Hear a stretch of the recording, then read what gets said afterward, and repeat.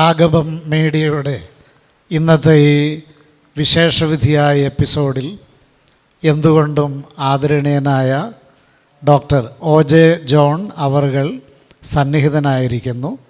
അദ്ദേഹത്തെ സർവാത്മന കർത്തൃനാമത്തിൽ സ്വാഗതം ചെയ്യുന്നതിൽ സന്തോഷമുണ്ട്.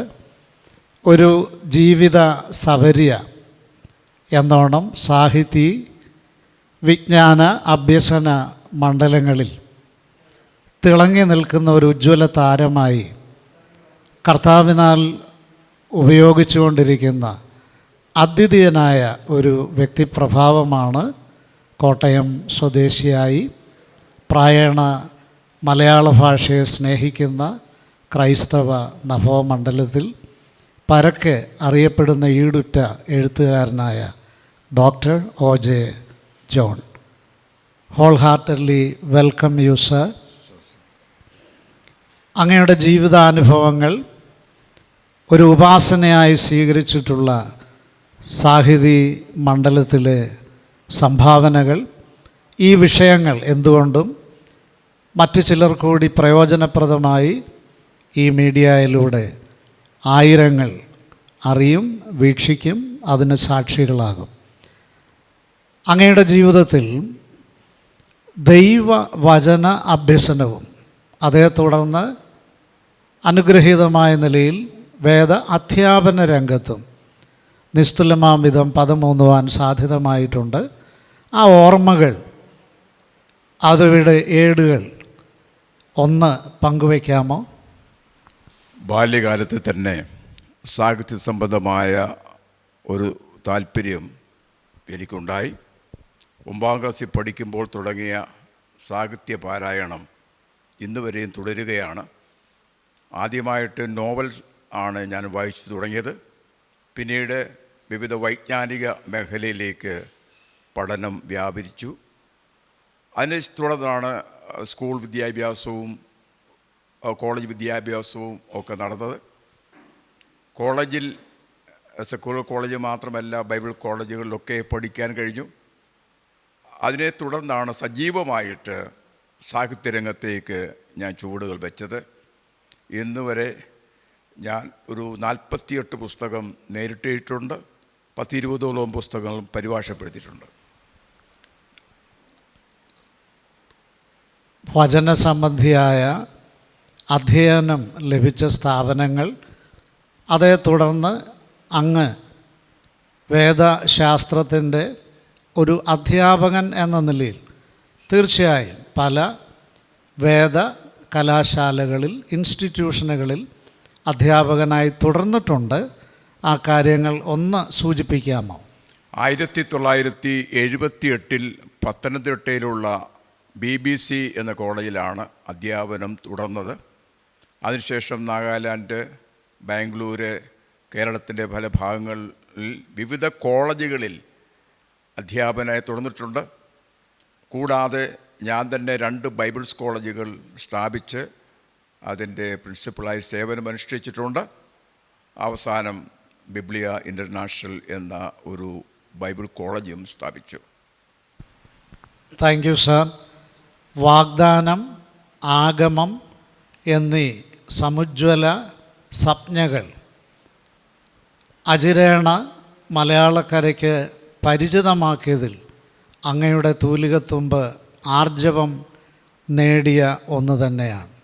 ആകട്ടെ, സാഹിതി സബര്യ എന്നോണം ഗ്രന്ഥങ്ങൾ, അതുപോലെ നിരവധി ഗ്രന്ഥ തല്ലജങ്ങൾ ഈ ഒരു മേഖലയിലേക്ക് വരികയും എന്തെല്ലാം സംഭാവനകളാണ് ഇതിനോടകം അങ്ങേക്ക് സാധ്യതപ്രായമായത് ഒന്ന് അയവിറക്കാമോ? 1990 ആദ്യമായിട്ട് ഒരു ഗ്രന്ഥം ഞാൻ എഴുതിയത്, ആധുനിക മനുഷ്യൻ. അതിനുശേഷം പ്രവചന ശബ്ദം, ജീവിത സാഫല്യം, അങ്ങനെ ഒട്ടേറെ വിഷയങ്ങളിൽ പുസ്തകങ്ങൾ എഴുതുകയുണ്ടായി. കൂടാതെ 5 വർഷത്തോളം പുസ്തകം തർജ്ജിമ ചെയ്യുന്ന പ്രവൃത്തിയിൽ തുടർന്നു. മഞ്ചേരി താമസിക്കുമ്പോൾ അങ്ങനെയാണ് എത്ര കൃതികൾ പരിഭാഷപ്പെടുത്തിയെന്ന് എനിക്ക് പറയാനാവില്ല. നിരവധി പുസ്തകങ്ങൾ മലയാളത്തിൽ നിന്ന് ഇംഗ്ലീഷിലേക്ക് പരിഭാഷപ്പെടുത്തിയിട്ടുണ്ട്, ഇംഗ്ലീഷിൽ നിന്ന് മലയാളത്തിലേക്കും. അതുകൂടാതെ 2 മാസിക നടത്തി. ഒന്നിൻ്റെ പേര് വാഗ്ദാനം, ക്രൈസ്തവ മാസികയാണ്. മറ്റൊന്നിൻ്റെ പേര് ആഗമം. 2 മാസികകൾ ഇപ്പോൾ നിലവിലില്ല. അതിന് പകരമായിട്ട് മീഡിയ ആണെങ്കിൽ ഓൺലൈൻ മീഡിയയാണ് ഉപയോഗിച്ച് വരുന്നത്. ആ രണ്ടും ഇപ്പോഴും വാസ്തവത്തിൽ ഉണ്ട് എന്ന് പറയാൻ കഴിയും. സർ, 60-ൽ പരം ഗ്രന്ഥങ്ങൾ അങ്ങയുടെ തൂലികത്തുമ്പിൽ നിന്ന് അക്ഷരമുത്തുകളായി അടർന്നു വീണിട്ടുണ്ട്. പ്രോജ്വലമായ ഇരുത്തം വന്ന ഒരു സാഹിതി സംഭാവനയാണ് ക്രൈസ്തവ നഭോമണ്ഡലത്തിൽ നിരവധി സങ്കീർത്തന ഭാഷ്യങ്ങൾ അഥവാ സങ്കീർത്തനങ്ങളെ പുരസ്കരിച്ച് രചനകൾ ഉണ്ടായിട്ടുണ്ടെങ്കിലും ഈടുറ്റ ഭാഷാ ശൈലി ലവലേശം വിടാതെ പാതിരി ഭാഷയുടെ നിവേശിതത്വം അല്പവും ലാഞ്ചന പോലും ഇല്ലാതെ അങ്ങ് രചിച്ച സങ്കീർത്തനങ്ങൾ പ്രഭാഷണ വേദിയിൽ അതെടുത്തു പറയേണ്ട ഒന്ന് തന്നെയാണ്. എന്നാൽ ഞാൻ അറിയുന്നിടത്തോളം മഹാത്മാഗാന്ധി യൂണിവേഴ്സിറ്റിയുടെ ബാച്ചിലർ ഡിഗ്രി ക്ലാസ്സുകൾക്ക് പ്രയോജനപ്രദമായി ആംഗലേയ ഭാഷയിൽ ഒരു ഗ്രന്ഥരചന നടത്തുവാൻ അവർ അങ്ങയെ സമീപിച്ചു. ഒരുപക്ഷെ ഓതർഷിപ്പിലാണെങ്കിലും മലയാളക്കരയ്ക്ക് മറക്കാനാവാത്ത നിസ്തുലനായ മറ്റൊരു പ്രൊഫസറോടുകൂടെ ഡോക്ടർ OJ ജോൺ അവറുകളുടെ തൂലികയും ആ വഴി സഞ്ചരിച്ചിട്ടുണ്ട്. അങ്ങനെയുള്ള ഒരു യൂണിവേഴ്സിറ്റി സ്വീകരിച്ച പാഠ്യ പദ്ധതി തയ്യാറാക്കാൻ ചമയ്ക്കുവാൻ ഭാഗ്യം സിദ്ധിച്ചു. ഇന്നും അങ്ങനെയുള്ള സഭര്യ അങ്ങ് തുടരുന്നു. പക്ഷേ ഈ വഴിയാത്രയിൽ ഭാഷാപരമായ പഠനങ്ങളും ഒട്ടും വിരളമല്ല. ആ വഴിക്ക് അങ്ങയുടെ സംഭാവനകളെ ഒന്ന് പരാമർശിക്കാമോ? ചരിത്രപരമായ പഠനങ്ങളിൽ വ്യാപൃതനായിരിക്കുന്ന ഒരാളാണ് ഞാൻ. ചരിത്രത്തിൽ തന്നെയാണ് ഡിഗ്രി പാസ്സായതും.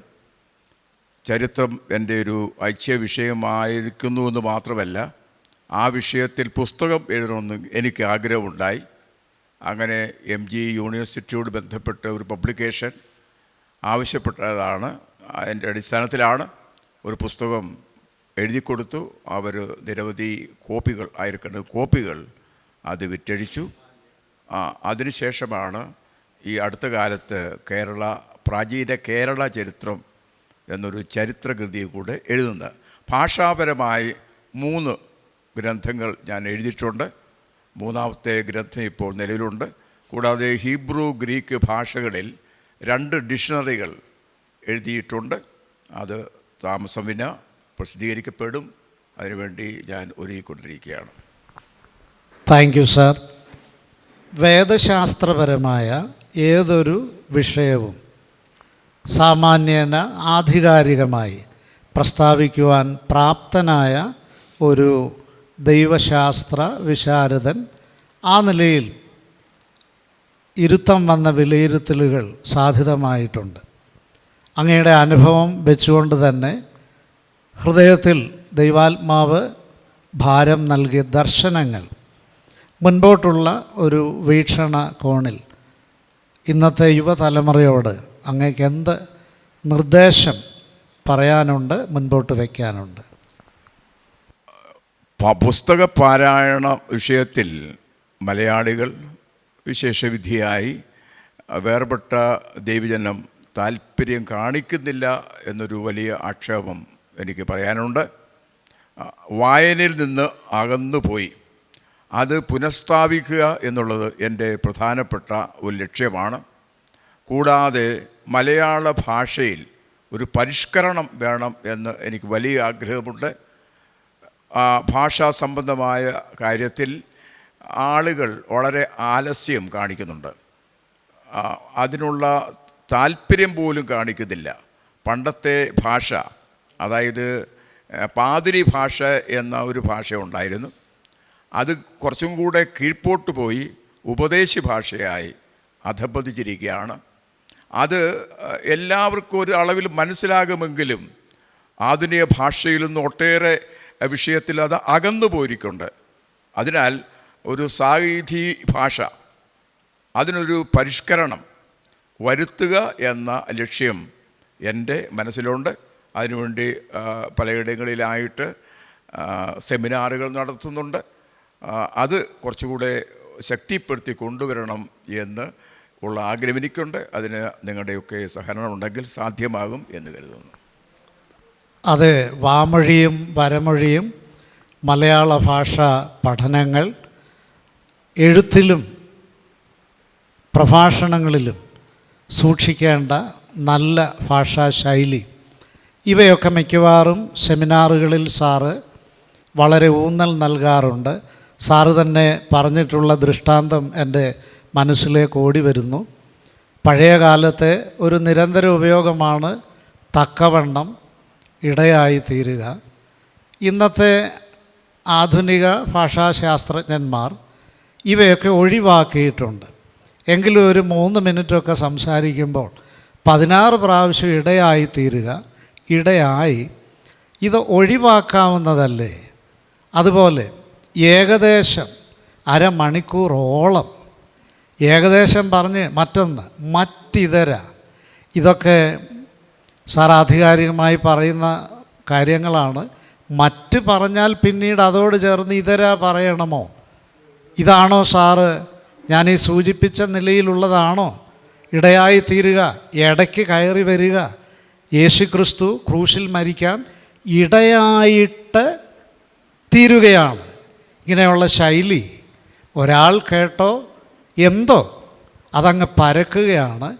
ഒരു 5 മിനിറ്റ് സംസാരിക്കുന്ന വേളയിൽ പോലും ഇതിൻ്റെ ചതുർവിധ ചർവണമാണ് കേൾവിക്കാരുടെ കാതുകളിൽ വന്നാഞ്ഞലയ്ക്കുന്നത്. സാറിനൊരു വാക്ക് ഇതേ സംബന്ധിച്ച് പറയാനുണ്ടോ? തക്കവണ്ണം എന്ന പദം ഈ സോദാറ്റ് എന്ന നിലയിൽ ഭാഷയിൽ ഉപയോഗിക്കപ്പെടുന്നുണ്ട്. പക്ഷേ ആവശ്യമില്ലാത്തടത്ത് എല്ലാം ഈ തക്കവണ്ണം ഉപയോഗിക്കുന്നതാണ് ഭാഷയുടെ ഭംഗിക്ക് ചോർച്ച സംഭവിക്കാൻ കാരണം. വരുവാൻ തക്കവണ്ണം ഇടയായി തീർന്നു എന്ന ശൈലി, വന്നു, വരാനിടയായി എന്നൊക്കെ പറഞ്ഞാൽ വളരെ ലാളിത്യമുണ്ട്. അതിന് പകരം ഈ ഭാഷ വലിച്ചു നീട്ടി വികൃതമാക്കി തീർക്കുന്ന ഒരു ശൈലി, സമ്പ്രദായം നമ്മുടെ ഇടയിലുണ്ട്. അത് മാറ്റാൻ ശ്രമിച്ചാൽ പോലും അവർക്ക് കഴിയാതെ പോകുന്നു. അത്രയ്ക്ക് അത് രൂഢമൂലമായിരിക്കുന്നു വിശ്വാസികളുടെ മനസ്സിൽ. അതാണ് ശരി. ഈ വഴിക്കാണോ സാറിൻ്റെ ചിന്തകൾ ക്രിസ്തീയ സാഹിത്യ കൂട്ടായ്മ എന്ന ആ വിശാലമായ ഒരു കൂട്ടായ്മയുടെ രൂപീകരണത്തിലേക്ക് നയിച്ചത്? ഇതപര്യന്തം എന്തെല്ലാം സംഭാവനകൾ വേർപെട്ട ദൈവജന മധ്യത്തിലും വിശാലമായും സാധിതപ്രായമായി? ക്രിസ്തീയ സാഹിത്യ കൂട്ടായ്മ എന്ന ഒരു സംഘടന രൂപീകരിക്കപ്പെട്ടിട്ട് ഒരുപക്ഷെ 10 വർഷം 12 വർഷമായിട്ടുണ്ടെന്ന് കരുതുകയാണ്. ആ സംഘടനയുടെ മേൽവിലാസത്തിൽ കേരളത്തിൽ അങ്ങോളം ഇങ്ങോളം വിവിധ സെമിനാറുകൾ നടത്തിയിട്ടുണ്ട്. പ്രഗത്ഭരായ ഒട്ടേറെ പ്രഭാഷകർ, ഒപ്പം തന്നെ സാഹിത്യകാരന്മാർ ക്ലാസ്സുകൾ എടുത്തിട്ടുണ്ട്. അതിൻ്റെ അനുഭവം ഒട്ടേറെ നിരവധി ആളുകൾ പങ്കുവച്ചിട്ടുണ്ട്. അത് തുടരണമെന്ന് പോലും എന്നോട് കൂടെയുള്ള പലരും പറഞ്ഞിട്ടുണ്ട്. നമ്മുടെ സഭയിൽ മാത്രമല്ല, മറ്റ് വിഭാഗത്തിൽപ്പെട്ടവർ പോലും ഇതിൻ്റെ അനിവാര്യത മനസ്സിലാക്കി ക്ഷണിച്ചിട്ടുണ്ട്, ഇപ്പോൾ ക്ഷണിച്ചുകൊണ്ടിരിക്കുകയാണ്. അതിന് നമ്മുടെ സുവിശേഷ വിഹിത സഭയിൽപ്പെട്ടവർ കാര്യമായ പ്രചോദനമോ പ്രോത്സാഹനമോ നൽകുന്നില്ല എന്നൊരു ദുഃഖസത്യം അവശേഷിപ്പിക്കുകയാണ്. അവർക്ക് മാറാൻ താല്പര്യമില്ലെന്നാണ് ഇതിലൂടെ ഞാൻ മനസ്സിലാക്കുന്നത്. സർ, ഒടുവിലായി സാറിൻ്റെ ഹൃദയം ഇപ്പോഴും ഒരു യുവാവിൻ്റെ ഹൃദയം പോലെ ത്രസിക്കുന്നു, തുടിക്കുന്നതാണ്. വളരെ കുറച്ച് മാത്രം ഉറങ്ങുകയും ഏറെ സാഹിതി സബര്യ ഉപാസനയായി തുടരുകയും ചെയ്യുന്നു. അങ്ങേക്ക് അനുമോദനങ്ങൾ. അങ്ങയുടെ ഇത്ര ബൃഹത്തായ സാഹിതി സംഭാവനകൾ പരിഗണിച്ചാൽ തന്നെ അത് ആദരവിന് വിഷയീഭവിക്കേണ്ടതാണ്. യുവാക്കന്മാരോടുള്ള ബന്ധത്തിൽ വചന പഠനം, എബ്രായ, ഗ്രീക്ക്, അതുപോലെ തന്നെ ആംഗലേയ തത്വശാസ്ത്രം, ഇതൊക്കെ ആധികാരികമായി പഠിപ്പിക്കുവാൻ കഴിവുള്ള അങ്ങേപ്പോലെ ഒരാൾക്ക് ഈ വരുന്ന തലമുറയിൽ ദൈവവചന പഠന സംബന്ധമായി എന്ത് ദർശനങ്ങളാണ് ഉള്ളത്? അതേക്കുറിച്ച് പങ്കുവയ്ക്കാമോ? യുവജനങ്ങൾ, വിശേഷിച്ച് സുവിശേഷ പ്രവർത്തനങ്ങളിൽ വ്യാപൃതരായിരിക്കുന്നവർ, കുറച്ചുകൂടെ സാഹിത്യ സംബന്ധമായ വിഷയങ്ങളിൽ മാത്രമല്ല ദൈവശാസ്ത്ര സംബന്ധമായ വിഷയങ്ങളിലും ജാഗ്രത പുലർത്തുകയും അതിനുവേണ്ടി സമയം കണ്ടെത്തി പഠിക്കുകയും ചെയ്യണം എന്നാണ് വിശേഷാൽ എൻ്റെ ഉത്ബോധനം. അങ്ങനെ ചെയ്യുന്ന പക്ഷം നമ്മുടെ പിതാക്കന്മാർ സാഹചര്യങ്ങൾ വളരെ എതിരായിരുന്ന കാലഘട്ടങ്ങളിൽ പോലും അവരുടെ മഹത്തായ സംഭാവനകൾ അവർക്ക് ചെയ്യാൻ സാധിച്ചു. ഇപ്പോൾ നമുക്ക് ഏറ്റവും സമുചിതമായ അനുയോജ്യമായ ഒരു കാലാവസ്ഥ ഉണ്ടായിരുന്നിട്ട് പോലും യുവജനങ്ങൾ തങ്ങളുടെ കഴിവുകൾ വിനിയോഗിക്കുവാനോ പഠനത്തിൽ ദത്തസദ്ധരായിരിക്കാനോ കഴിയാതെ പോകുന്നത് വളരെ ദുഃഖകരമായിരിക്കുന്ന കാര്യമാണ്. അതിലേക്ക് യുവജനങ്ങൾ മുന്നോട്ട് വരണം, അവരുടെ കഴിവുകൾ യഥാവിധി വിനിയോഗിക്കണം എന്നാണ് എൻ്റെ വിനീതമായ അഭ്യർത്ഥന. ഈ ഒരു ദർശനവും ആത്മഭാരവും ഉൾക്കൊണ്ട് സാറ് ബിബ്ലിയ ഇൻ്റർനാഷണൽ എന്ന ഒരു ഓൺലൈൻ കോഴ്സ് വളരെ നേരത്തെ തന്നെ ആരംഭിച്ചു കഴിഞ്ഞു. അതിലൂടെ വിദൂര വിദ്യാഭ്യാസ രീതിയിൽ എബ്രായ, ഗ്രീക്ക്, അതുപോലെ ഇംഗ്ലീഷ് ഭാഷ തന്നെ അഭ്യസിപ്പിച്ചു വരുന്നു.